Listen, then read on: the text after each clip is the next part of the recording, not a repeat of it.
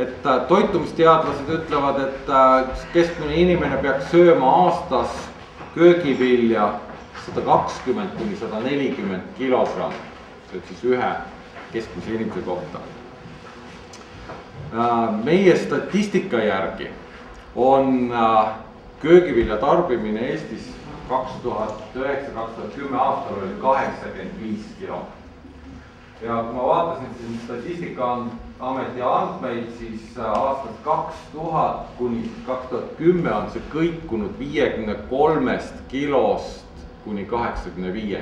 Et viimastel aastatel on ta nagu suurenenud, vahepeal oli ta seal ka 68-70 kilo, aga jah, et see 80 oli siis eelmine aasta, üle-eelmine aasta ja 85 siis eelmine aasta, nii et ma ei oska nüüd ütelda, et kas see on masust tingitud või tarbijate toitumisharjumuste muutusest, aga seis on selline, et meil tasapisi suureneb.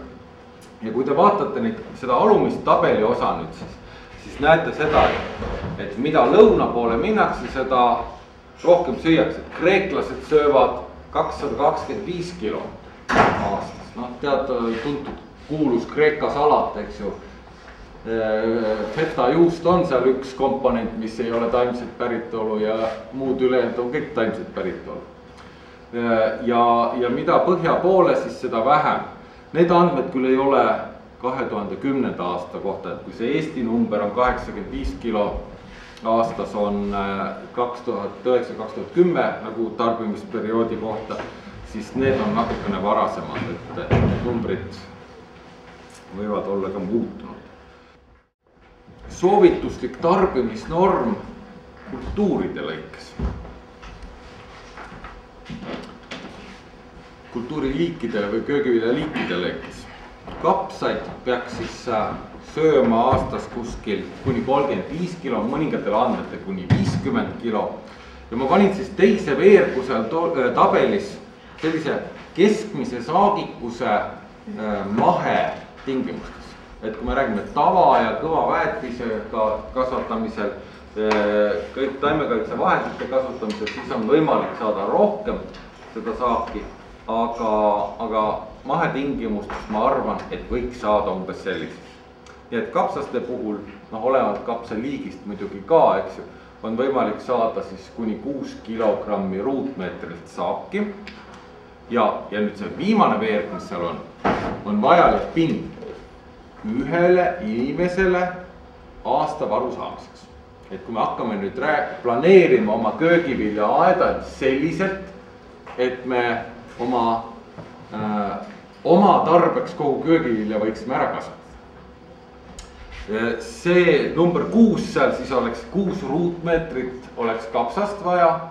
Ma võtsin lihtsalt sellise keskmise, et ma võtsin näiteks tarbimisnormiks 30 ja jagasin ta 5 kiloga ruutmeetrit, eks ju, et 6. Tegelikult kui saagikus on väiksem, siis peaks olema suurem. Ja kuna siin kapsaste all on ka näiteks lillkapsas ja spargelkapsas, eks ju, mille saagikus on väiksem, siis tegelikult see number võiks olla natukene suurem, see pindala number siis. Porgand, täpselt sama, eks ju, et inimene peaks tarbima seal 10-15 kilogrammi porgandit aastas ja selle kasvatamiseks kulub umbes 5 ruutmeetrit. Pidage meeles, et see ei ole siis mitte pere kohta, vaid see on ühe inimese kohta, eks ju. Peet ja kaalikas ja tomat, kurk. Tomate ja kurgi kohta on mul sinna pandud tärnid taha, et põhimõtteliselt on nüüd seda võimalik siis kasvatada avamaal, aga parema saagi ja kindlama saagi siis saab, eriti just tomati puhul saab siis ikkagi katmikalad kasvuhoones. Köögivilja, eks ju, kui süüakse kuskil või soovitatakse süüa kuskil 120-140 kilo aastas kokku, siis kartuli puhul on see number kuskil seal 80-100 kilo inimese kohta. Ja kartuli saagikuseks ma võtsin siis kuskil 30 tonni hektari, ütleme 150 või 15-30 tonni, eks ju, selles vahemikus. Ja umbes 50 ruutmeetrit oleks siis vaja ühele inimesele selle koguse saamiseks. köögivilja puhul siis, kui nüüd see eelneva slaidi need pindalad kokku liita, siis saame ka umbes 50. Nii et kui me planeerime endale köögiviljapinda, siis see peaks olema koos kartuliga, siis peaks olema see umbes või vähemalt siis 100 ruutmeetrit. Noh, iseenesest ei ole väga palju. Sinna juurde peaks arvestama, et meil käivad ka külalised vahel, külalised tuleb ka süüa pakkuda, eks ju. Muidugi kõik, mis me kasvatame, eks ju, ei kõlba ka alati süüa, et sinna tuleks juurde arvestada see, mis meil rikneb, nii et nii see pindala siis suureneb. See on ühe inimese kohta, kui meil on 4-liikmeline pere, siis korrutame selle 4-ga 400 ruutu, eks. Nüüd just vanemast nõukogude aja sellisest koduaia raamatust ma leidsin ühe sellise numbri ka veel juurde, vaid see oli erinevate kultuuride kohta, et 1 ruutmeetri hooldamiseks kulub sellise kodumajapidamislikes tingimustes, näiteks peedi kaalika puhul seal 0,35 tundi ja kurgi puhul näiteks 1 tund. Noh, kurgil on vaja käsitsi koristamist hästi tihti teha, et siis 1 ruutmeetri kurgi hooldamiseks kulub 1 tund keskmiselt kõik kokku. Nii, ja ütleme, võtame siis selle planeeringus siis maksimaalselt 1 tund ja 100 ruutmeetrit, ehk siis oma köögivilja põhimõtteliselt võiks olla võimalik ära kasvatada 100 tunni tööga. 100 tundi tööd, 160 tundi on keskmine töökuu, eks ju, nii et alla 1 kuu peaksite aastas tööd tegema, et saada oma aastane varu köögivilja. Kas see ka paika peab, eks te arvutage järgmine suvi.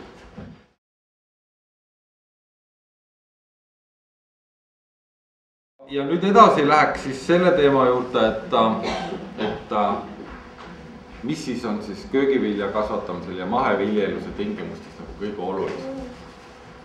Köögivilja kasvatuse juures, noh, tegelikult üldse kogu taimekasvatuse juures siis on mahepõllumajanduses eelkõige väga oluline külvikorra või taimede vahetuse järgimine. Ja külvikord siis mõjutab taimede puhul nagu seda toitainete omastamist, selle sama põllulapi umbrohtumust ja kahjurite haiguste levikut. Nii et need on nagu sellised põhiasjad, mida me saame külvikorraga mõjutada. Külvikord on tihedas seoses kasvatatavate kultuuridega. Kultuuride järjestus, kultuurirühmade järjestus. Kultuurid jaotuvad vastavalt toitainete vajadusele, kui palju üks või teine köögiviljakultuur siis toitaineid vajab ja omastab eelkõige siis lämmastik, fosfor, kaalium, muidugi ka mikroelemendid, kuidas üks või teine kultuur umbrohtudele mõjub. Noh, näitena toon kohe, et valge peakapsas, kui on suurem taim, ta varjutab väga ilusti, eriti kasvuperioodi teisel poolel, oma laiuvate lehtedega tärkavad umbrohud ja surub nagu umbrohtust alla. Aga sibul näiteks, porulauk, mis on suhteliselt selline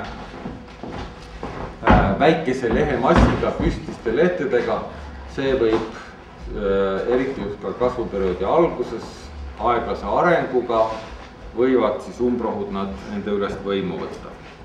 Ja samamoodi haiguste ja kahjurite levik on ka kultuuride puhul oluline. Selleks siis peaks teadma, eks ju, et sama sugukonna või lähedasi liike, sama sugukonna liike ei tohiks kasvatada järjestikele aastatel. Et ei saa panna samasse kasvukohta mitu aastat järjest kapsast või porgandit või siis porgandi ja peterselli näiteks selleriga järjestikku. Sest haigused ja kahjurid on samad nendel lähedastel liikidel ja niimoodi siis võime kasu asemel suurt kahju teha.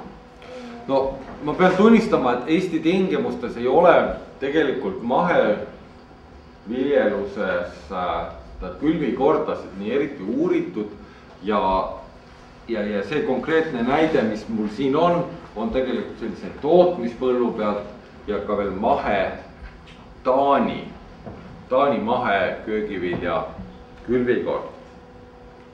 Aga siin on nagu näha, et 6-väljaline ja külvikorda on siin tegemist parempoolsel, kus siis külvikorra ees on kõige esimesel väljal ristik. See on siis taimedele toitainete andjana, see on nagu sõnniku asemel. Ristik ehk liblikõielised kultuurid on need, mis siis aitavad mullaviljakust tõsta, parandavad toitainetega varustamist. Eelkõige siis lämmastiku osas, kuna ristiku juurtel asuvad mügarbakterid, siis seovad õhu lämmastikku. Ja see oleks siis nagu selline kas siis ristiku kasutamine, liblikõieliste kultuuri kasutamine või siis sõnniku komposti kasutamine. Selle järgi pannakse siis selline kultuur külvikorras, mis vajab palju toitaineid. Ja antud juhul on siin pandud siis kapsas ja porulauk näitena. Porulauk on hästi pika kasvuperioodiga taim ja toitainete vajadus siis on tal ka suurem. Siin on näha, et siis kapsajuurikad küntakse ilusti sisse, et need aitavad siis ka jälle orgaanilisest ainet, eks ju, viivad mulda ja aitavad siis nagu seda mullaviljakust hoida mingil määral. Tootmiskülvikorras on teraviljad siin mahel, eks ju, mis siis jälle ristikut allakülviks saavad ja see aitab jälle siis nagu toitainete taset tõsta. Seejärel tuleb porgand, hernes liblikõielise kultuurina, et sellised kaunviljad pannakse külvikorras, kui me räägime sellest, millest me tahame saaki saada, nagu hilisemale või väljale, et kus siis toitaineid on nagu vähem ja samas liblikõielistena nad siis mügarbakteritega aitavad seda mulda tegelikult parandada. Siin on üks selline lihtsam näide, 4-väljaga näide, kus siis on köögiviljad ja kartul. Selge on see, et me ei saa sellises väikesel pinnal, nagu meil seal maheaias on, sellist külvikorda nii väga täpselt jälgida. Aga siiski, kui vähegi võimalik, siis tuleks vältida seda, et panete selle oma lapi paremasse nurka ristõieliselt kogu aeg ühel ja igal järgneval aastal pidevalt sinna samasse kohta. Järgmisel aastal pange näiteks porgand sinna või sibul või mõni teine kultuur.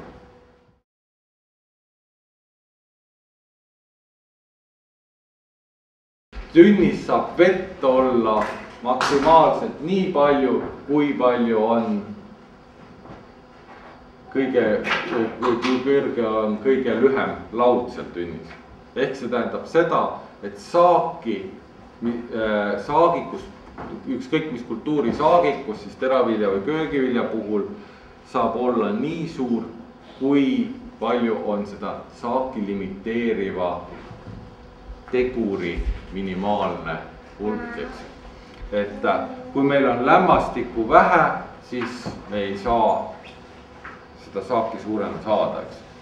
Kui me nüüd võrdleme põllukultuure, siin teravilja ja köögivilju omavahel, siis köögiviljad on üldjuhul suurema toitainete vajadusega ja ka nende juurestik üldjuhul on, mitte et ta oleks väiksem või kehvem selles mõttes, aga ta ei ole, olenevalt ka kultuurist muidugi, ei ole nii efektiivne toitainete omastaja. Ja sellepärast öeldakse, et köögiviljad tahavad saada viljakat mulda, saada korralikku saaki.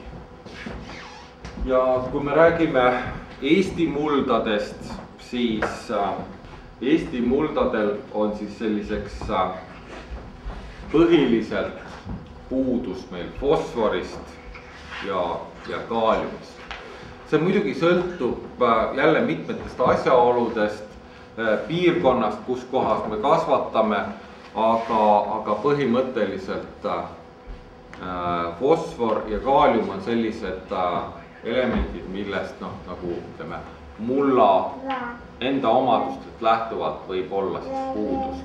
Ja kui me seal pidevalt kultuure kasvatame ja lisaväetist ei anna, siis ühel hetkel ongi need toitelemendid meil puudus ja saagikus hakkab siis vähenema. Siin on üks tabel lihtsalt, kus on võrreldud mulla analüüside tulemustes, et kui palju fosforit näiteks mullas on, kui tema siin on 7 ligidal, see on erinevate laborite andmetel ka veel tegelikult, et Tartus ja Sakus on nüüd 2 põhilist mullalaborit siis, ja nende määramismetoodikad on erinevad, et siis peab nagu vaatama neid tulemusi selliselt. Põhimõtteliselt on võimalik ka vaadata mõnel pool taimede järgi, mis kultuurib, kui lopsakalt meil põlluservas taimed kasvavad, selle järgi on ka võimalik vaadata, et kuidas meil see mulla üldine seisund on. Ja siin on need mulla lõimised ja mulla happesused siis samamoodi on sellega seotud.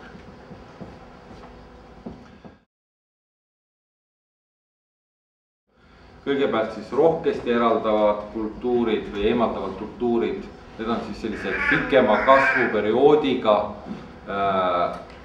kultuurid, mis annavad rohkelt saaki ja siis kui me selle saagi ära koristame, siis selle saagi moodustamiseks vajalikud toitained me viime põllu pealt ära, mis tähendabki siis eemaldavad mullast selle toitained. Need on need peakapsas, peet ja porgand. Keskmiselt on siin see varajane peakapsas, kuna tema saagikus on tükimaad madalam ja kasvuperiood lühem, samamoodi lillkapsas, sibul, tomat ja salatit, kurk, redis loetakse selliseks vähem toitaineid eemaldavateks köögiviljadeks. Nüüd üks asi, mida kindlasti tegelikult võikski ütelda niimoodi, et tootmises, kui me kasvatame müügi jaoks köögivilja, siis peab seda nagu ilmtingimata jälgima. Nüüd, kui meil on koduaias, siis meil ei ole alati oluline ju päris, et me saaksime maksimaalse saagi, siis me võime ka sellist muldade sobivust võib-olla mitte nii väga järgida. Aga tootmistingimustes, nagu on öeldud, et kergematele muldadele sobivad sellised kultuurid nagu kurk, porgand, peet, lillkapsas ja raskematele siis peakapsas, kaalikas, seller. Näiteks võib-olla on teil endal ka kogemusi olnud, et kui on ikka väga kerge selline liivane muld, siis kapsas näiteks eriti hästi ei kasva. Jääb väikseks, seal on ka see just sama põhjus, et liivased mullad on üldjuhul kuivad. Kui on väiksemgi põuaperiood, siis nad kuivavad nii ruttu läbi ja taimed ei saa vett ja ei suuda ka toitaineid omastada. Mulla reaktsioon, happesus. Köögiviljad üldiselt ei ole väga tundlikud.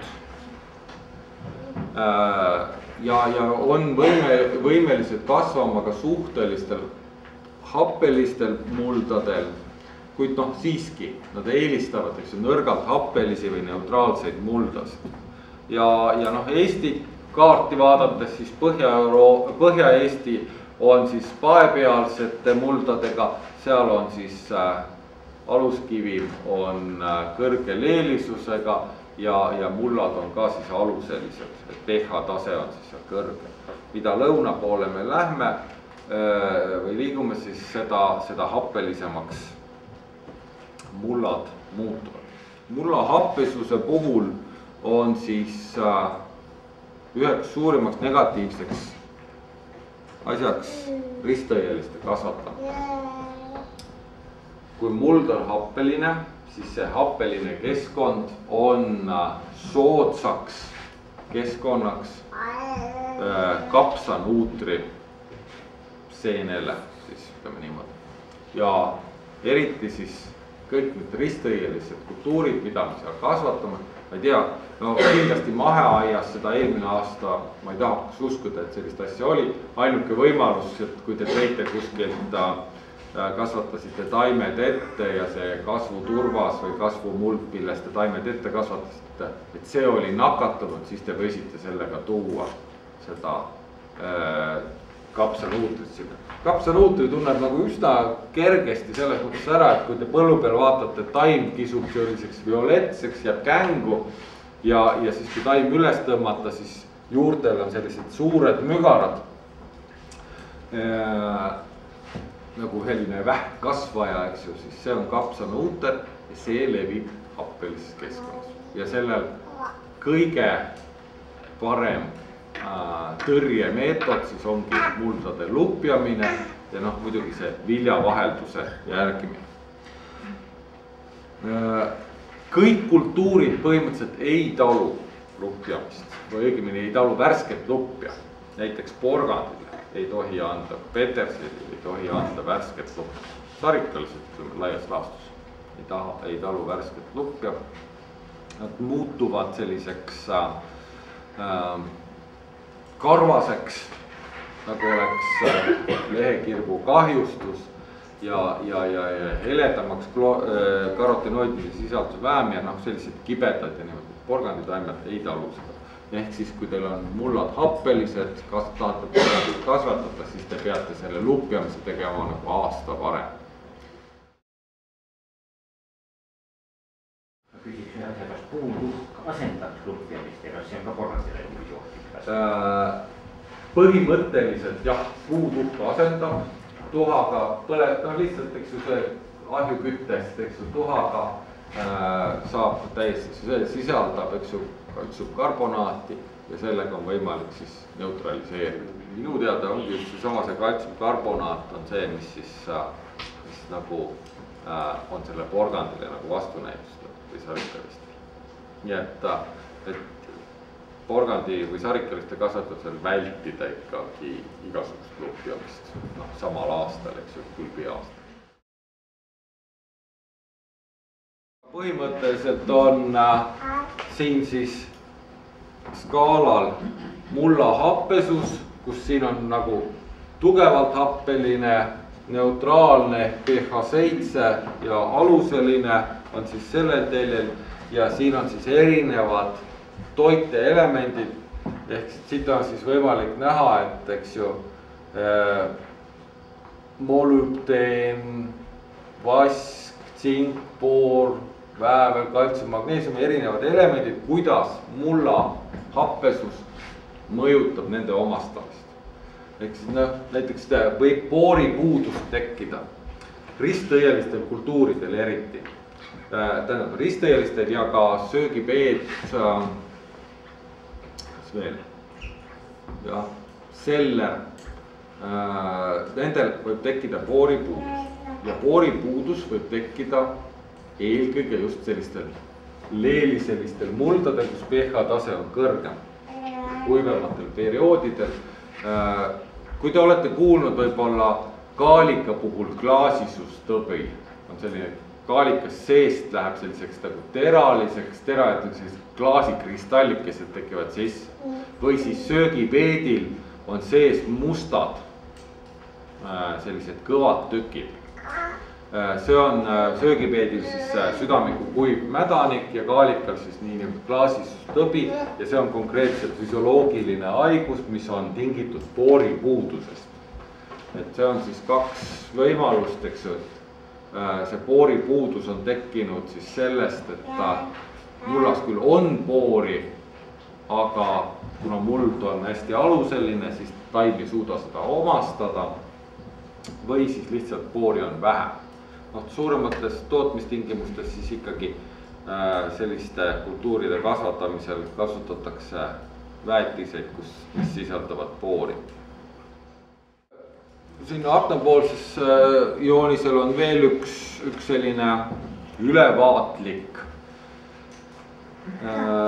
joonis sellest, kuidas siis mullaviljakus või mulla huumuse sisaldus mõjutab erinevate kultuuride saagitust potentsiaalselt. See on selline suhtarvuline, ma ütlesin, et liblikõielised kultuurid, need omastavad, eks ju, lämmastikku väga edukalt õhust mügarbakterite abil ja nendel ei ole mullaviljakus nii väga oluline. See ongi siin näha, et huumuse sisaldus 1 või huumuse sisaldus 7,5, noh, 1 on ikka väga-väga kehva põllumuld. Meil on enamus põllumuldadest on seal 2-3 vahel, ütleme niimoodi. Või 1,8 isegi ma mäletan siin osadel põldudel, aga ütleme üle 5 niimoodi 6, 7, 8, see on sisuliselt juba selline täielik kompostmuld või hästi lagunenud soomuld, turvasmuld, et see on siis nagu õnde pH tase, vaid see mulla huumuse sisaldus on nagu sellistel orgaanilistel muldadel suurem. Aga siit on siis näha, et aeternes, aetuba, et see huumuse sisalduse tõus nagu eriliselt ei mõjuta seda. Samas jälle kui porgandi puhul, kapsa puhul, ka lillkapsa puhul siin on huumuse sisaldus mõjutab saagikust oluliselt.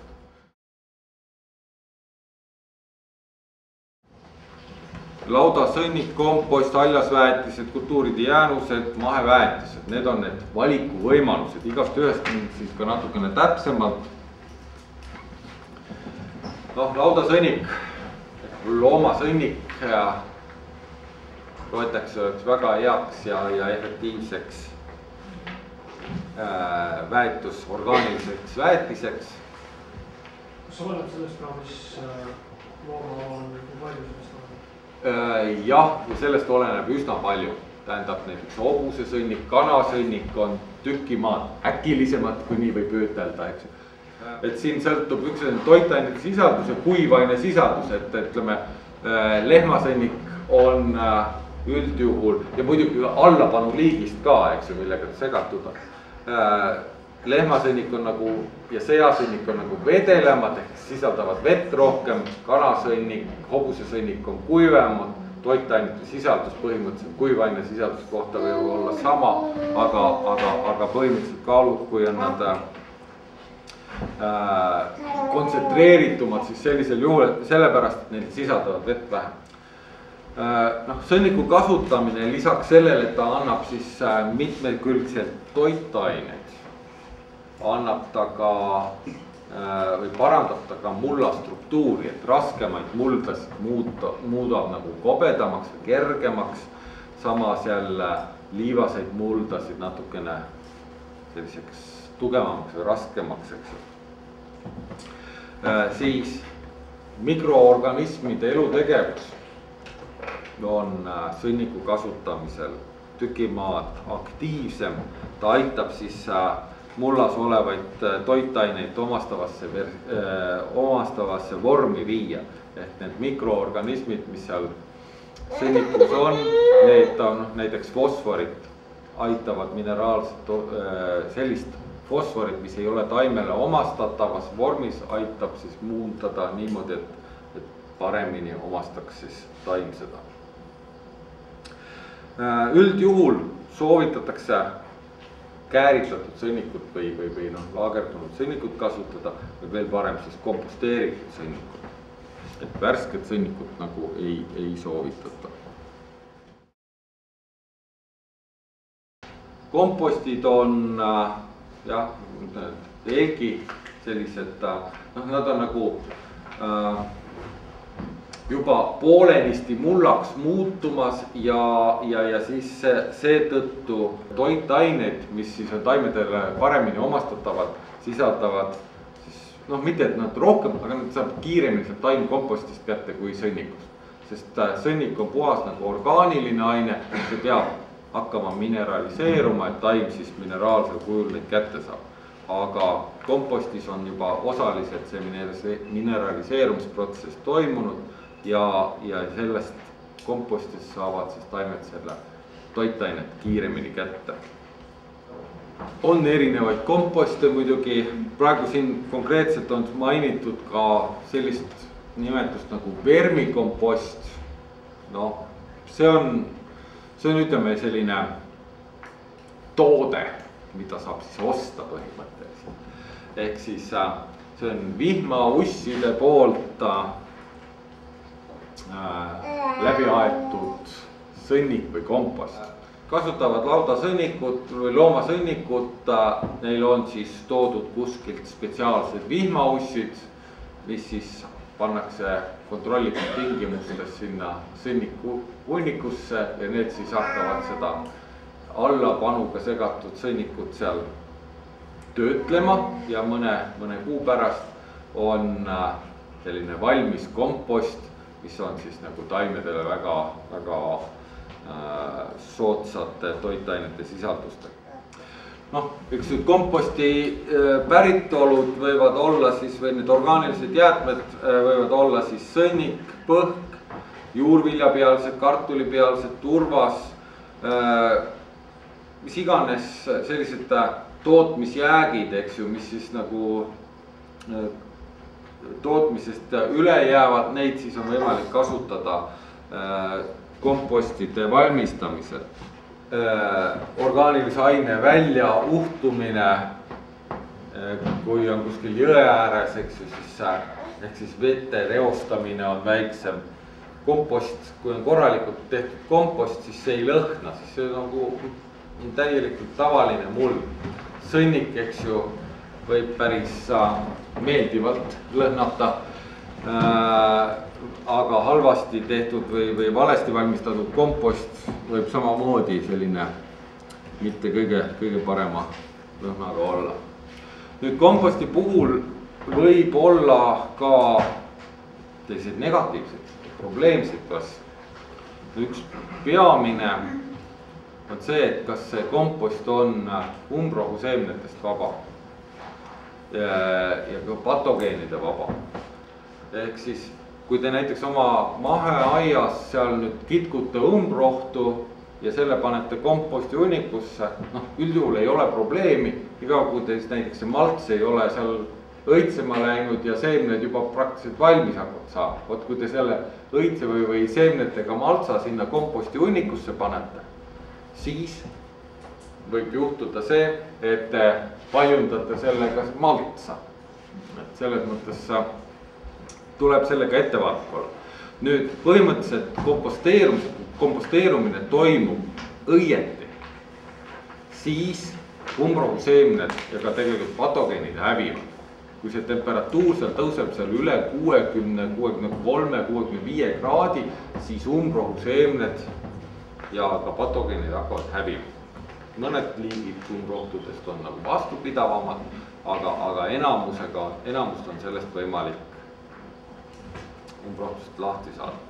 Sama selle, kui temperatuur läheb selles komposti aunas liiga kõrgeks, siis tekib see situatsioon, et toitained, osa toitainetest hakkavad lenduma.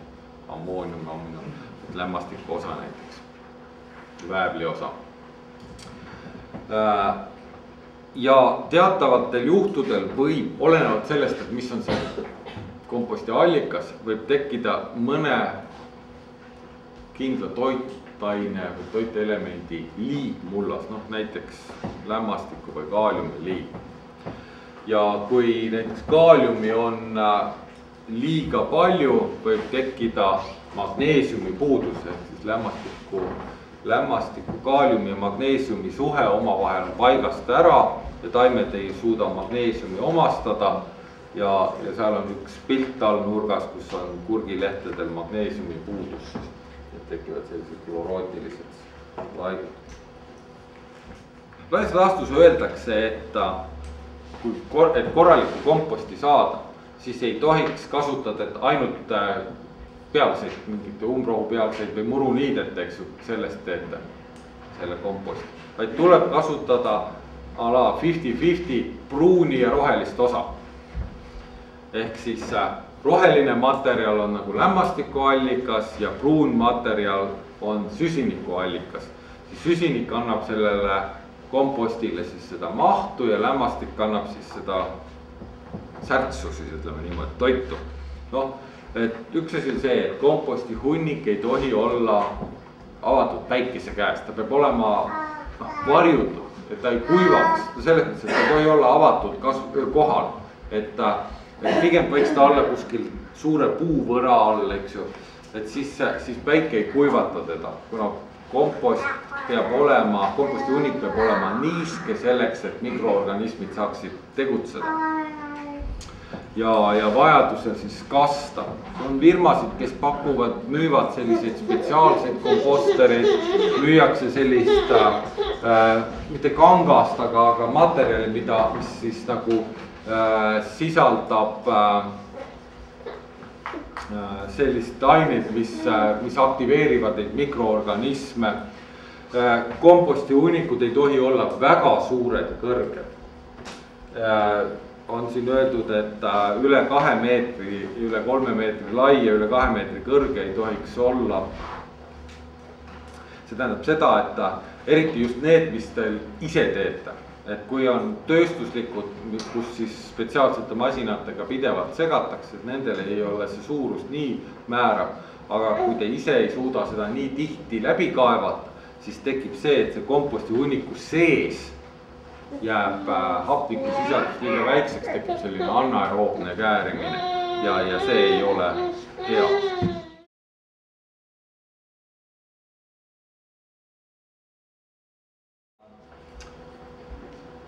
Meist lõuna poole, näiteks taanlastel ja rootslastel Lõuna-Rootsis ja ka Saksamaal maheviljeluses kasutatakse neid vahekultuure ja haljasväetisi väga palju, ka köögiviljade külvikordades.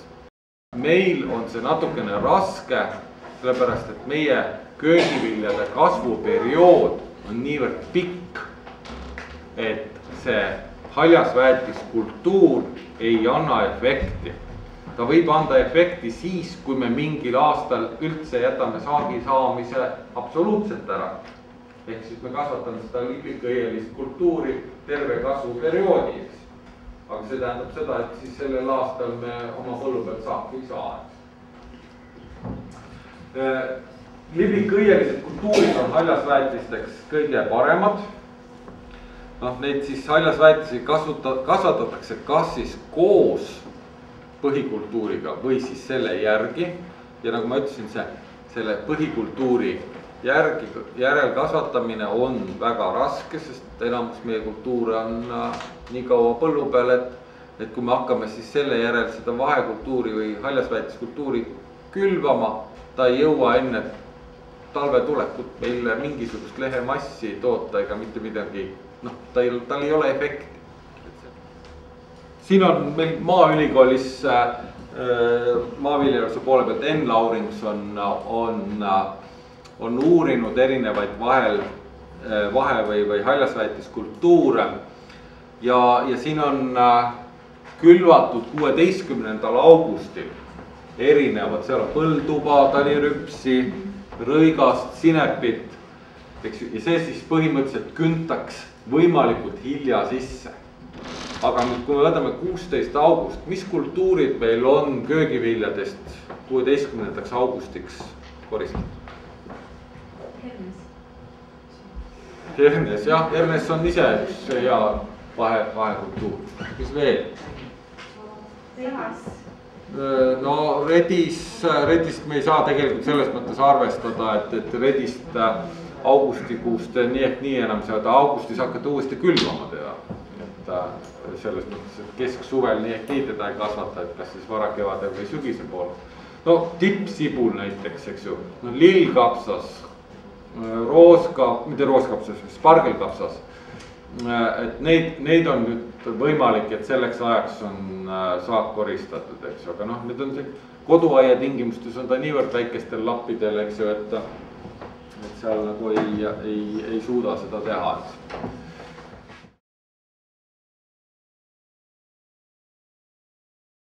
väetised ehk siis sellised kaubalised väetised.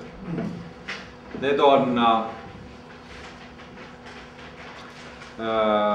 väetisained, mis on siis taimset või loomset päritolu, vahel ka kivimitest, looduslikest kivimitest, ka korallidest valmistatud sellised, noh nii nagu poest saaks osta, eks ju, mineraalväetist, on võimalik põhimõtteliselt osta ka maheväetiseid. Tootmistes kasutatakse neid tegelikult üsna intensiivselt. No mitte Eestis on nad suhteliselt vähe levinud, aga kui me räägime Soomest, Rootsi, Taani, kus ma olen nagu mahetaludes käinud, siis enamasti kõik mahekasvatajad kasutavad. Üks põhjus on see, et tegelikult sõnnikut ei ole lihtsalt saada kuskilt. Ja kui ei ole sõnnikut, ei ole ka piisavalt võimalik kompostida. Ja nad on sunnitud siis kasutama neid väetiseid. Ja noh, positiivne asi selle väetise kasutamise juures on see, et nad on tavaliselt granuleeritud kujul või siis ka sellised vees lahustuvad, et neid on võimalik kastmisväetisena anda, aga granuleeritud väetist on võimalik laotada sama lihtsalt kui tavalist mineraalväetist.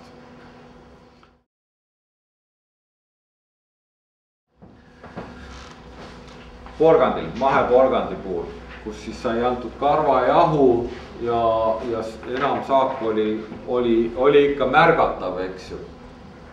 Ja ka rahaliselt oli see täiesti mõjus. Et kui väetist üldse ei saanud, siis oli see saagikus vähem, kõdusõnnik, ehk siis sisuliselt kompost, eks oli, andis ka väga hea tulemus, et praktiliselt sama, mis mitte looduslik või kaubaline maheväetis, teisel isegi on seal vähem, aga kõdusõnnikud jälle, et ei ole, komposti ei ole võimalik saada, siis on võimalik seda asendada ka kaubaliste väetistega.